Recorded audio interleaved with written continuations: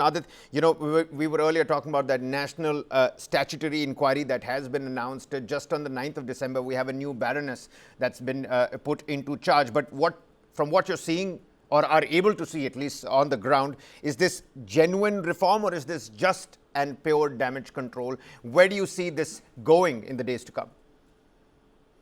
So we've got to bear in mind that the current Prime Minister of the country, Keir Starmer, was the chief prosecutor in during the time of the Rotterdam scandals, and his own sort of ineptness to tackle this issue straight on, where he did not reprimand the local councils or the local law enforcement agencies, goes to point towards a precedence. And the precedence is that very little is actually going to be done about this because there is sheer lack of political will to actually address and hold the bull by its own.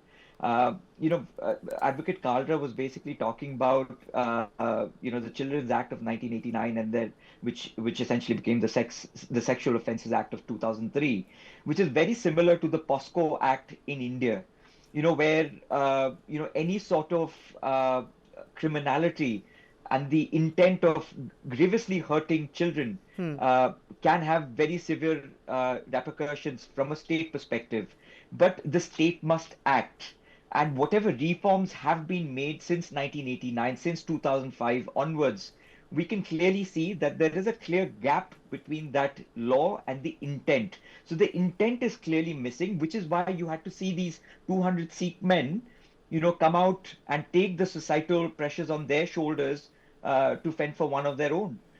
You do not see this happening within the sort of Hindu diaspora in Britain because we all work in very mercantile and myopic interests. So we are very individualistic in our sort of existence. Whereas the Sikhs are much more organized from a community perspective, which is why they were able to address this issue even where the police was not available.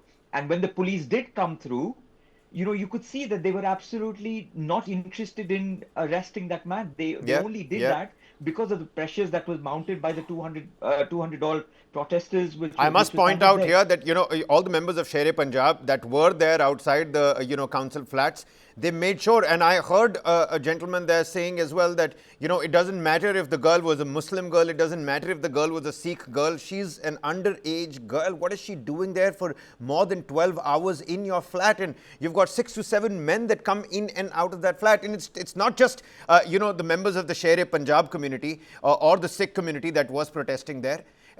These are neighbors of that council flats again that are, again raising the same concerns.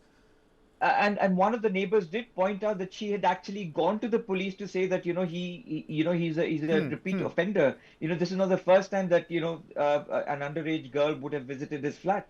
So the fact that the police are turning blind eye to issues like this, where they're basically throwing young girls into that sort of a domain where they are basically going to be living with human rights excesses all throughout their lives.